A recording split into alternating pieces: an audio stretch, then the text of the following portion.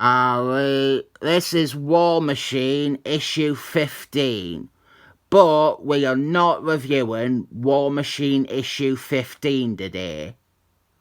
No sir, we are reviewing Brothers in Arms issue 2.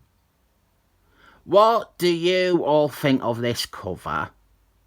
I cannot decide if it is a good use of negative space or a lazy use of negative space. And the black stuff, I have no idea what that is meant to be. It is too much blood for Hawkeye to be bleeding, and it is the colour of tar. Maybe War Machine has sprung a leak. A better choice, albeit, I will admit, a more cliched choice, would be if it was a shadow instead. Our story is War Machine has gotten himself done involved in a conflict in a fictional country in Central America, and by chance Hawkeye, he was also there, and he involved himself in the conflict too. But Hawkeye, he has been helping the rebels, and War Machine, he is just wanting to stop the war. And then our third character we will come to. Right now, we have War Machine fighting Hawkeye. The art for this one is done by a different artist to part 1. So the point that I forgot to make in part 1 isn't valid anymore. I wanted to say how that guy was a really bad choice, because while he did do some okay panels here and there, he really could not draw War Machine's faceplate. This artist can. So that is a real, actual, marked improvement. I do not like this plot at all. I am here for the character work. I want the Brothers in Arms to become the Brothers in Arms that the title promises. I do not want them to be the brothers hitting each other with arms. We do get to some of that character stuff quick enough. I think that these friendships, the three of them, Hawkeye and War Machine, and then U.S.Agent, I really dislike that Marvel just abandoned this, to have Hawkeye basically revert to only being friends with the major Avengers. Honestly, it is spitefulness. Kurt Busey, my challenge of not saying his name is done with now, and I won it. Kurt Busey and Tom Beevort, they ate the 90s, so the idea of Hawkeye having a character or characterization in the 90s upsets them. Hawkeye becoming friends with characters who didn't exist in their 60s and 70s comics. It doesn't matter to them. It's not the real Hawkeye.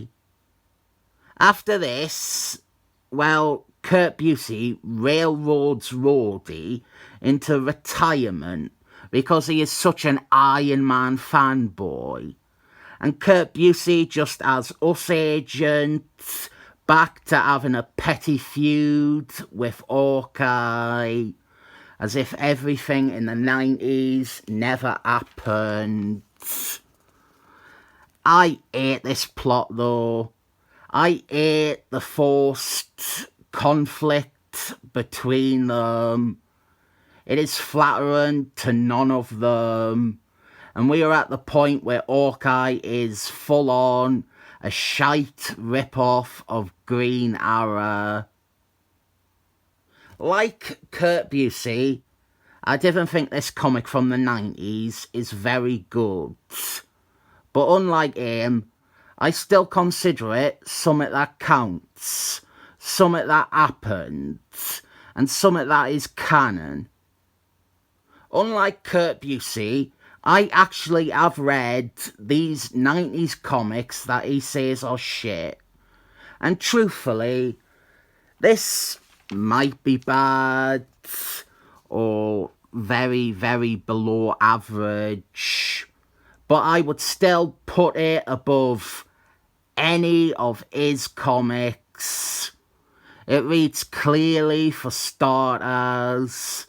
It knows what it is trying to do, and it is motivated by the desire to tell a story rather than to show off and assert your own power and preferences.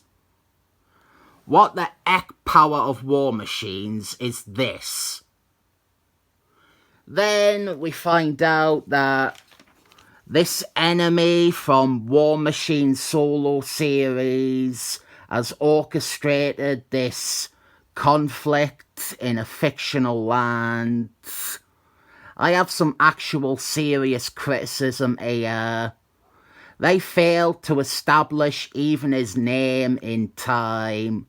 Something like that should be as upfront as possible. It's not until the 7th or 8th panel where we learn his name, and even that isn't clear enough that it is his name. His name is Advisor, and his name isn't the only thing they do not set up appropriately. We needed to be told quicker that this is an established character that War Machine actually had encountered before. And at first, I saw this character and I assumed, oh, it is just a man in a suit. That's the enemy. It's one of those realistic businessman, corporate evil type characters. And I thought that was a bit lame, but it made sense. And then, out of nowhere, it turns out he has actual powers and shit. Ask me what his powers are, and I can't answer you. I can just tell you what he manages to do on this page, which is survive a blast from War Machine's armour through some means where the bottom half of his body vanishes. And then he implies that he has even more power. Anyway, it ends with the third character, U.S.Agent, in the background of a splash page of the corrupt government's super agents. I will say a positive here. I think the main one, I think it was called something like Kill Strike, spelt with Y's instead of I's. I do not think that is a bad design. And if you were gunning for establishing a rogues gallery for War Machine, I think that design and stuff, that would be a good addition. It stands out. It doesn't look bad. It doesn't just look like an Iron Man cast off. I think it works. I am feeling I was better off not reading this story and just assuming there was a nice character piece with these three characters bonding and becoming very close friends over a shared experience. U.S.Agent as a character He is devastatingly underserved in this. Underserved, not undeserved.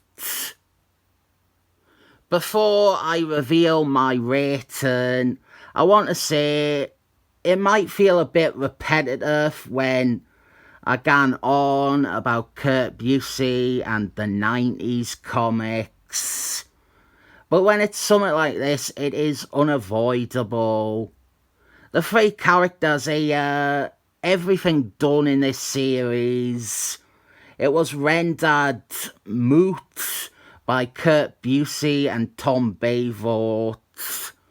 War Machine was retired. U.S.Agent lost any actual character or depth. And anything done with Hawkeye in the 90s was reset so he would be like he was in the 70s. At the same time, I'm not going to say this is good just to spite Kurt Busey and Tom Bevoort. It is not worth anything more than a 7 thumbs up.